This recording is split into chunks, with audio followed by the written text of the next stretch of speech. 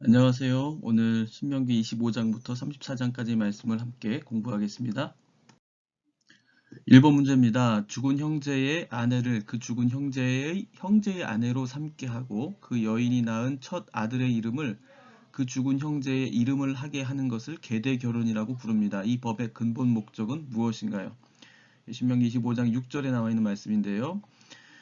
읽어보겠습니다. 형제들이 함께 사는데 그중 하나가 죽고 아들이 없거든 그 죽은 자의 아내는 나가서 타인에게 시집가지 말 것이요 그의 남편의 형제가 그에게로 들어가서 그를 맞이하여 아내로 삼아 그의 남편의 형제된 의무를 그에게 다 행할 것이요. 6절 그 여인이 낳은 첫 아들이 그 죽은 형제의 이름을 잇게 하여 그 이름이 이스라엘 중에서 끊어지지 않게 할 것이니라. 자, 계대 결혼이라고 하는데요. 말하자면은 이제 형제 중에서 먼저 죽어요. 죽고 나서 그러면 어, 부인은 이제 남편을 잃게 되겠죠. 그러면 그 부인은 다른 집으로 시집 가는 것이 아니고 그 남편의 형제에게, 그러니까 시동생에게 다시 결혼을 하게 되는 그런 법을 얘기하는 것입니다. 그걸 계대 결혼이라고 그렇게도 얘기하는데 그 목적이 무엇인가? 6절에 이미 나와 있습니다. 이스라엘 중에서 그 이름이 끊어지지 않게 할 것이다. 그 목적을 위해서 계대 결혼이라는 제도가 만들어졌습니다. 조금 더 계대 결혼에 대해서 한번 알아보도록 하겠습니다. 계대 결혼은 이제 한국말로 이렇게 풀어서 설명한 것이고요. 영어로는 레비레이트 메리지라고 하는데 레비레이트란 말 자체가 시동생이라는 의미를 가지고 있고요. 그래서 시동생과의 결혼을 의미하는 그런 단어입니다. 그런데 이 계도의 결혼이 왜 생겨났을까? 이거는 뭐 이스라엘 민족에게만 있는 법은 아닙니다. 우리나라에도 있었고요. 예전에 고구려 시대도 있었고, 그 다음에 지금 고대 근동 사회 안에서는 일반적인 그런 법이었습니다. 그런 이유가 있었는데요. 바로 이제 상속할 재산이 만약에 있는 경우에 어, 그 아들이 죽어요. 죽고 나면은 그 상속할 재산이 여자에게로 가겠죠. 그런데 그 여자가 다른 종족과 결혼하게 된다면 그 재산이 다른 종족에게로 넘어가게 됩니다. 이런 것들을 방지하기 위해서 계대 결혼이라는 제도를 만들었다. 이게 이제 유목민 사회에서는 흔히 찾아볼 수 있는 그런 오래된 관습입니다.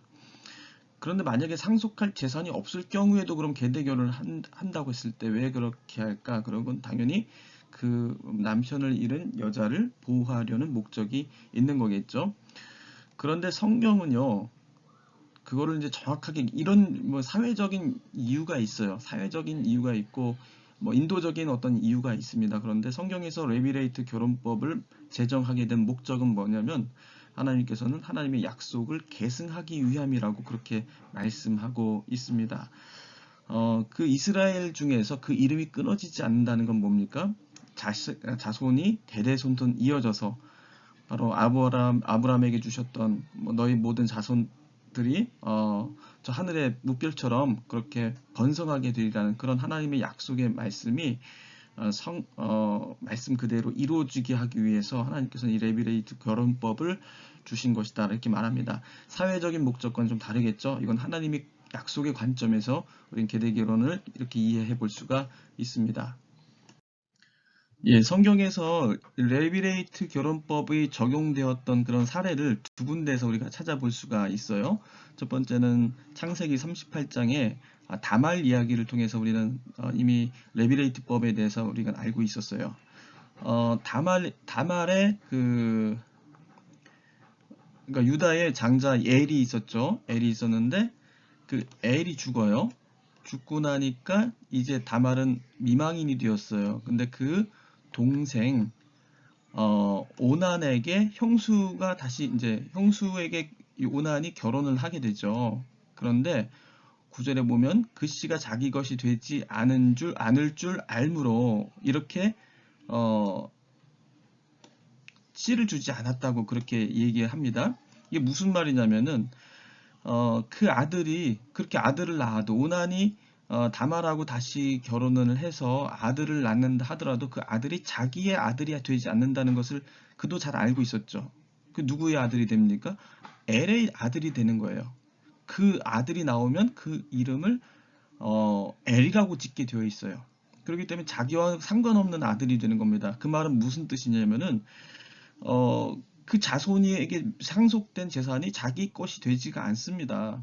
그렇기 때문에 이 오난 둘째 아들은 자기 형을 위해서 그 씨를 주지 않으려고 하는 거예요. 그렇게 주지 않게 되면 어떻게 될까요? 이 형수가 자손을 얻지 못하게 되면은 그 상속된 모든 재산들 물려줄 사람이 없기 때문에 그것을 자신이 가질 수도 있지 않을까, 이런 한번 생각을 해볼 수가 있습니다. 그래서 오나는 그런 좀 악한 마음을 품고 씨를 주지 않았다. 그래서 10절에 보면은 하나님 보시기에 그게 악한 일이었다라고 말씀을 합니다. 그래서 하나님께서 오난을 죽여요. 예. 이 죽여 악하다라는 건 왜 악했을까? 그러니까 물론 재산을 탐했기 때문이라고도 볼 수 있지만은, 또 한편으로는 하나님의 약속을 이어가게 하신 하나님의 그 계대별언법에 대해서 반대하는 것이죠. 하나님의 약속에 정면으로 도전하는 것이었기 때문에 그럴 수도 있습니다. 그래서 이제 마지막 막내 아들 셀라에게 이제 다시 다말이 결혼을 해야 되는 처지인데, 유다가 어떻게 했어요? 이 셀라도 죽게 될까봐 고의적으로 결혼을 못하게 미루고 또 고의로 떨어뜨려 놓습니다. 둘 사이를 만나지 못하도록. 자, 이게 유다의 잘못이에요. 이건 유다가 사실은 남유다의 어떤 가장 큰 지파로, 나중에 남유다 왕국이 세워지게 된 한 지파로 중요한 자리를 차지하고 있는데, 이 유다가 결국에는 하나님의 말씀에 정면 도전하였기 때문에 남유다가 마침내 멸망하게 되었다라는 것과 관계가 있는 그런 이야기입니다. 자, 창세기 38장의 다말의 이야기 속에서도 계례 결혼법이 나왔었고요. 우리 다음에 또 다른 이야기를 한번 찾아보겠습니다. 네, 두 번째 레비레이트 결혼법이 적용되었던 그런 사례는 룻기가 가장 또 유명하죠. 룻기 4장에 보시면은 이런 얘기가 나와요. 나오미와 룻의 이야기는 다 아실 거예요. 나오미가 시어머니고 룻은 며느리죠. 이제 자기 고향 땅으로 돌아왔는데 룻이 결혼할 사람이 없어요. 그래서 지금 먹고 살기도 막막하고 다른 사람들의 도움을 받아서 근근히 살아가고 있을 때에 나오미 어머니가 룻에게 이제 보아스라는 사람을 소개시켜 줍니다. 그 사람을 결혼하도록 그렇게 주선을 해줘요. 자, 그런데 이 보아스는 누구였냐면 먼 친척이었어요. 먼 친척. 그래서 이 보아스가 뭐라고 얘기하냐면 자, 10절에 보시면 말론의 아내 모압 여인 룻을 사서 나의 아내로 맞이하고 그 죽은 자의 기업을 그의 이름으로 세워 그의 이름이 그의 형제 중과 그곳 성문에서 끊어지지 아니하게 하매 너희가 오늘 이 증인이 되었느니라 하니, 이건 장로들이 하는 말입니다. 이제 보아스와 결혼시키면서 그 이름이 형제 중에서 그리고 성문에서 끊어지지 않도록 이 보아스를 결혼하게 하는 것을 법적으로 인정한다. 이런 장면을 지금 성경에서 기록하고 있는 거예요. 그래서 그걸 뭐라고 하느냐면은 기업 물을 자라고 이렇게 성경은 표현하고 있습니다. 기업 물을 자. 예. 이 기업 물을 자는 한글식 번역이고요. 영어 성경에서는 리디머라고 나와 있어요. 리디머는 구원자죠, 구원자. 예, 구원하는 사람. 그래서 계대 결혼법은 그 민족을 가문을 구원하는 어떤 그런 대단한 의미를 가지고 있습니다. 더 넓게 보자면 이스라엘을 하나님의 약속의 땅으로 구원하는 그런 의미도 가지고 있을 것이고요. 15절에 보니까 내 생명의 회복자라고도 이렇게 표현하고 있습니다.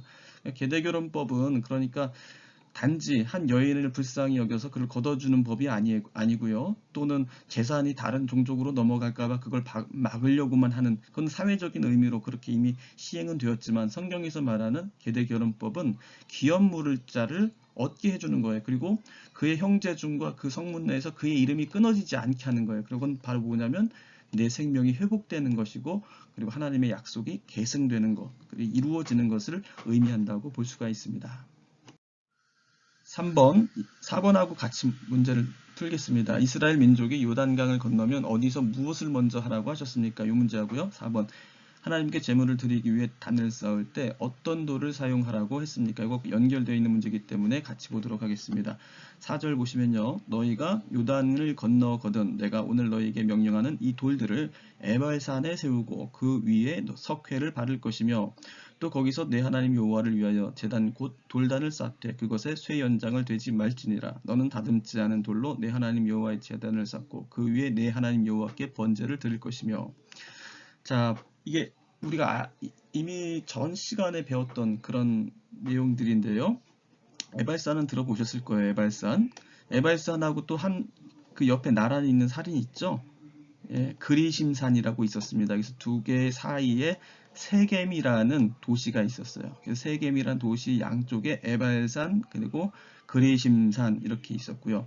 하나님께서 뭐라고 말씀하신 거냐면 모세를 통해서 이제 명령하는 거죠. 에발산의 그 모든 율법을 거기다가 세워라. 그리고 거기다 써놓고 거기다가 돌단을 쌓고 제단을 쌓아라 이렇게 말씀하시죠. 그런데 그 돌단은 쇠연장을 대지 말아야 한다.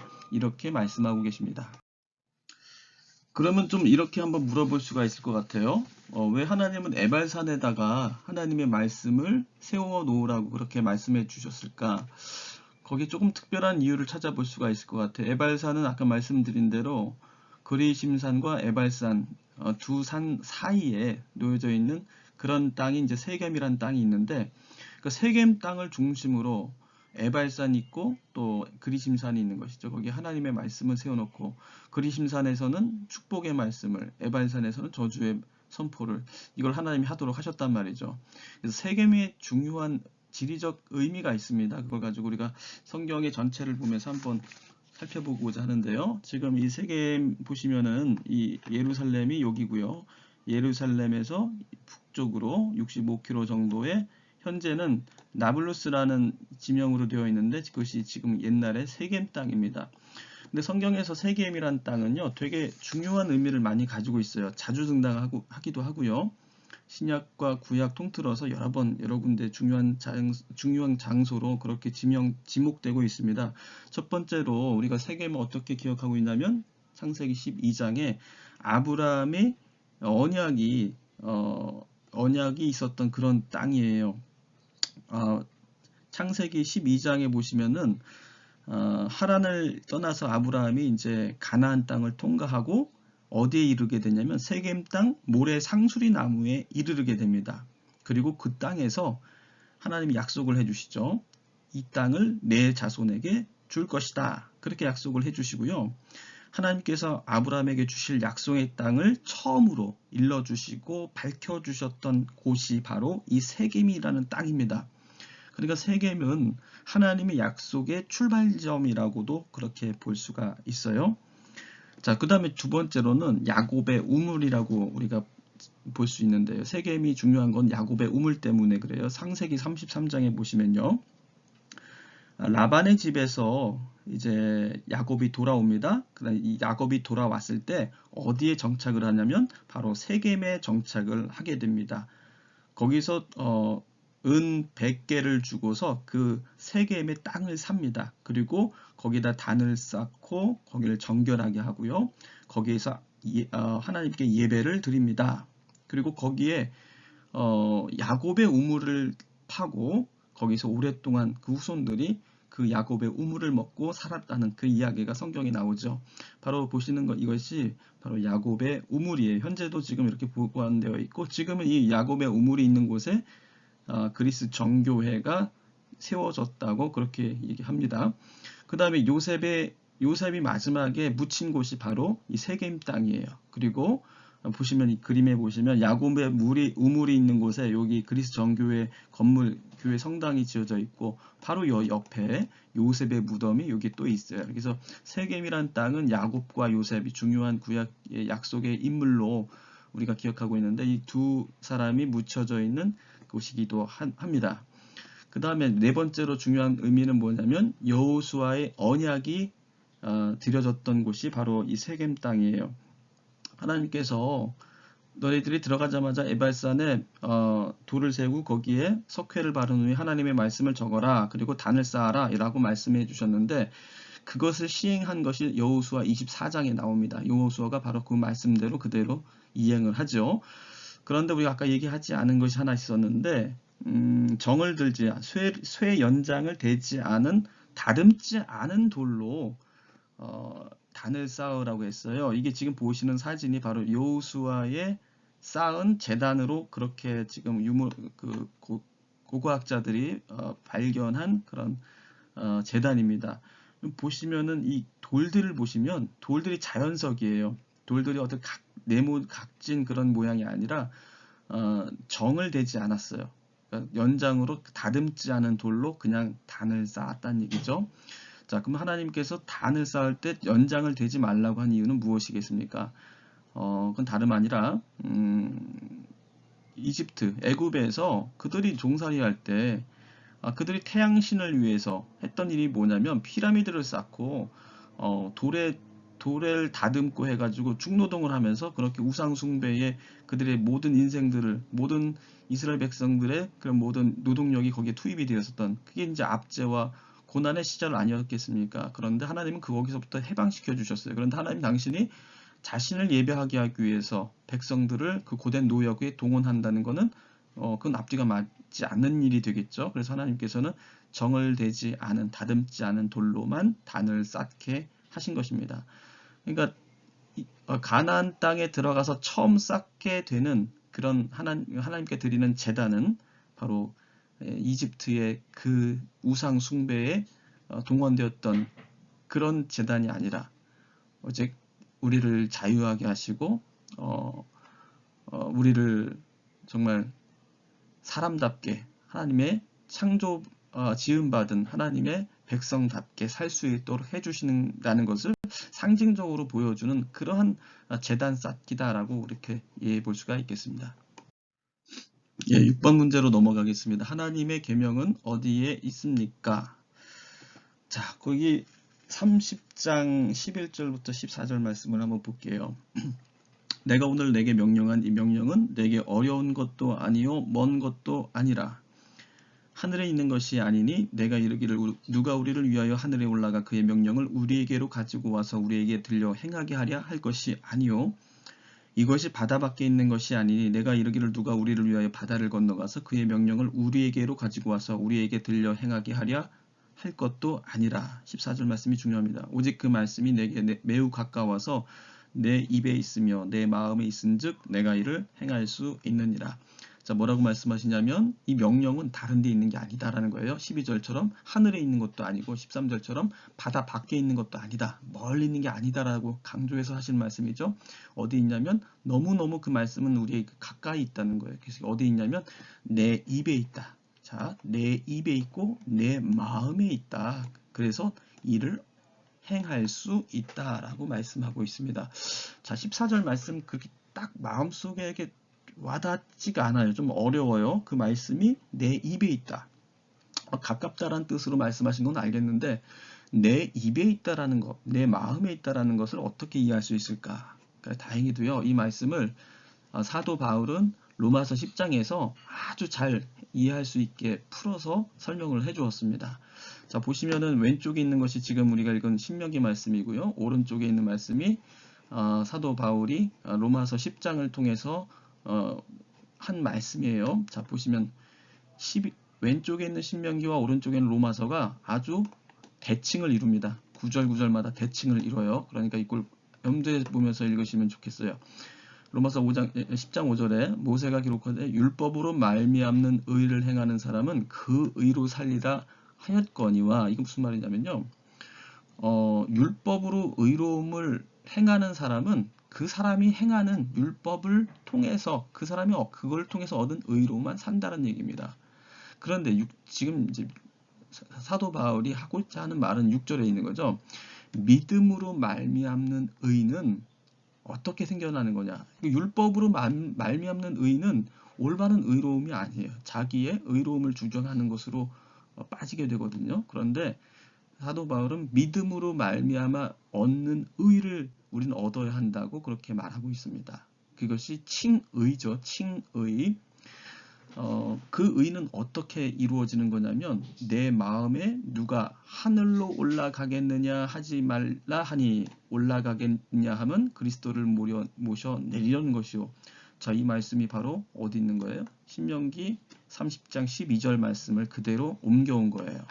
자, 믿음으로 말미암아 얻는 의라는 건 뭐냐면 하늘에서 그 명령을 가지고 내려오는 그런 게 아니라는 겁니다. 그거를 사도 바울은 이렇게 해석한 거죠. 그리스도를 모셔 내리려는 것. 예. 자, 13절은 이렇게 또 변형이 됐습니다. 혹은 누가 무적행으로 내려가겠느냐 하지 말라 하니 내려가겠느냐 함은 그리스도를 죽은 자 가운데서 모셔 올리려는 것이다. 자, 이건 받아받기라고 했는데 이건 무적행으로 내려가겠느냐 이렇게 얘기하고 있어요. 예. 무적행은 이제 죽은 사람들이 가는 곳을 얘기하는 건데 이건 받아받기라고 한 것을 이렇게 바꾼 겁니다. 무적행으로. 그렇게 하는 건 뭡니까? 그거는 그리스도를 죽은 자 가운데서 올리려는 것이다 라고 그렇게.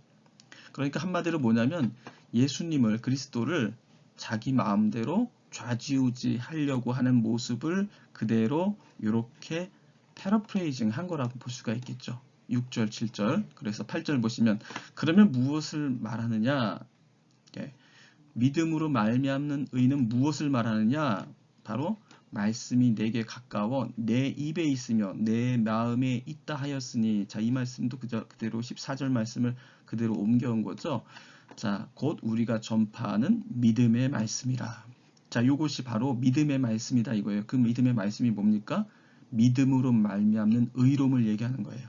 그래서 9절은 결론입니다. 신명기에 없는 이 말씀이지만 요거를 결론 지어서 이렇게 사도 바울은 해석하는 거예요. 내가 만일 내 입으로 예수를 주로 시인하며 또 하나님께서 그를 죽은 자 가운데서 살리신 것을 내 마음에 믿으면 구원을 받으리라. 자, 이 말씀은 그래서요. 하나님 말씀은 내 입에 있고 내 마음에 있다라는 것은 무슨 말씀이냐면, 자, 우리가 믿음으로 의롭게 여김을 받는다라는 그 칭의의 신앙을 사도 바울은 신명기의 말씀을 통해서 이렇게 해석을 해 놓은 거예요. 그래서 입으로 또 마음으로 우리가 예수님을 주로 시인하고 그리고 그 마음 속에서 믿게 되면 시인하고 믿으면 자, 구원을 얻게 된다.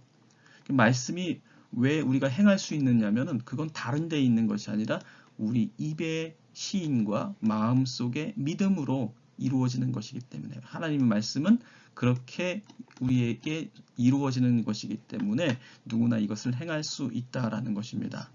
그래서 유대인이나 특별한 어떤 은사를 받은 사람이나 자격을 갖춘 사람에게만 주어지는 것이 아니라 누구나 시인하고 믿으면 다 하나님의 복을 받을 수 있다라는 것을, 구원을 얻을 수 있다라는 것을 신명기의 말씀을 사도 바울은 로마서를 통해서 이렇게 다시 한번 해석해서 우리에게 전해주고 있습니다. 예, 10번 문제요. 모세는 하나님을 경유하는 마음을 지켜가기 위해서 율법을 언제마다 백성들 앞에서 낭독하라고 부탁하였습니까? 10절 보시면요. 모세가 그들에게 명령하여 이르기를 매 7년 끝해 곧 면제년의 초막절이라고 그렇게 기록하고 있죠. 그래서 7년마다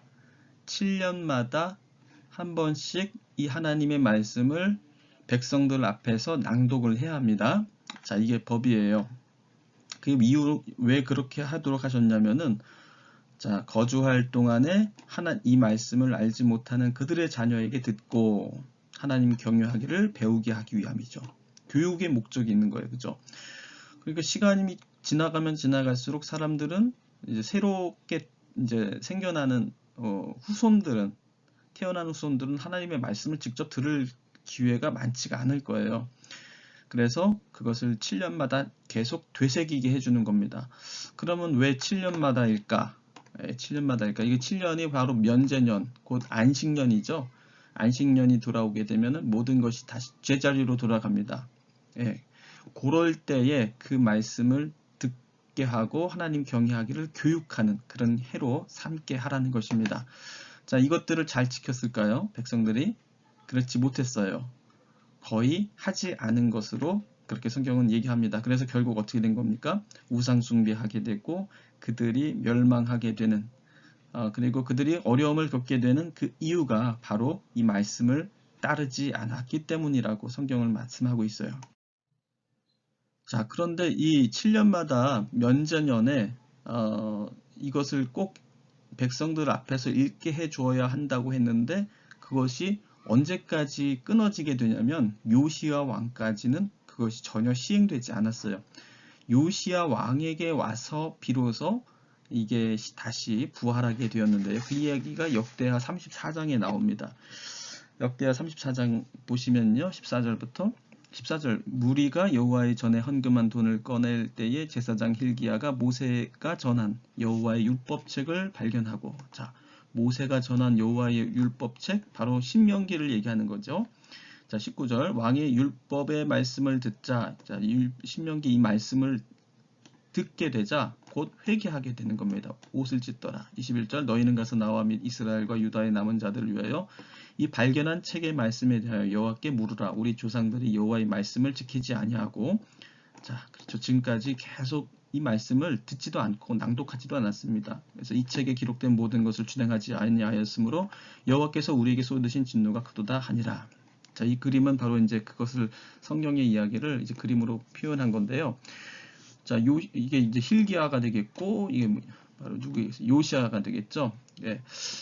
이스라엘의 가장 큰 그 종교개혁 중에 하나를 시행했던 왕이 누구냐면 바로 요시야 왕입니다. 이 요시야 왕의 신앙개혁 운동이 어떻게 진행됐냐면 성전을 보수하던 도중에 우연히 이 신명기의 말씀을 발견하게 된 거예요. 그러니까 그동안에는 그 말씀이 어딘가 나뒹굴고 있었다는 거죠. 관리가 되지 않고 누구도 관심하지 않았다는 얘기입니다.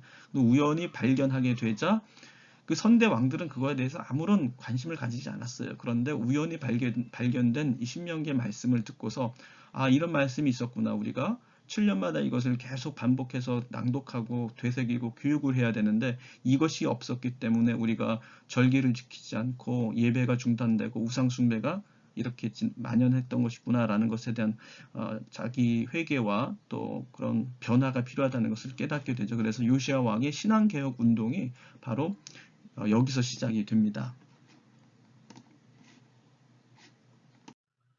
예, 7번 문제로 돌아갈게요. 이게 사실상 이 신명기의 가장 중요한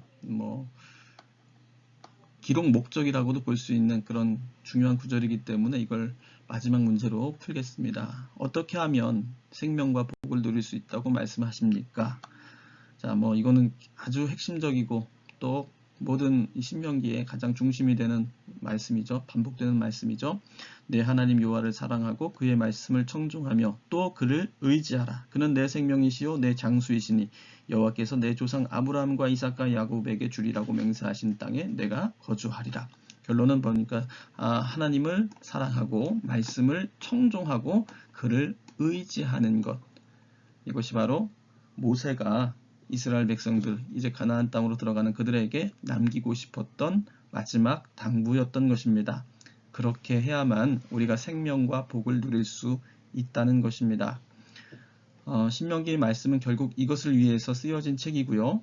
그리고 이제 여호수아로 넘어가게 되면 그들이 어떻게 하나님을 사랑하는지, 하나님의 말씀을 정말 잘 청종하였는지, 그를 의지하였는지 이런 이야기들이 평가가 되겠죠. 그리고 그들이 어떻게 무너져가고 또 하나님 말씀을 멀리하게 되므로 그들이 이 생명과 복에서 정말 떠나는 사람들이 되었는지 이것들을 성경은 낱낱이 기록하고 있습니다. 우리 성도 여러분들도 바로 이 말씀 우리가 잘 듣고 이것에 우리가 마음을 꼭 쏟기를 바랍니다. 생명과 복을 누릴 수 있는 길은 하나님을 사랑하고 말씀을 청종하고 하나님을 의지하는 것에 있다는 사실 꼭 기억하시는 우리 모두가 되기를 바랍니다. 예, 지금까지 시청해 주셔서 감사합니다. 이로써 우리가 모세오경 창세기부터 신명기까지를 모두 공부해 보았어요. 결코 그렇게 쉽지 않은 길이었는데 모두들 열심히 참여해 주셔서 감사하고요. 이제 여호수아부터는 우리 성도님들이 한 글자 한 글자 따라가면서 곱씹어보고 또 이렇게 묵상하면서 읽어 나가시기 바랍니다. 가장 중요한 부분들을 우리가 함께 공부했기 때문에 그 이후로부터는 이제 좀 더 공부하시고 또 읽어나시기가 수월하리라 믿습니다. 다음 몇 강의 정도는 제가 여호수아를 소개해드리는 그런 강의 몇 편을 더 제작해서 여러분들과 나누도록 하겠습니다. 함께 해주셔서 정말 감사합니다. 이것으로 마치도록 하겠습니다.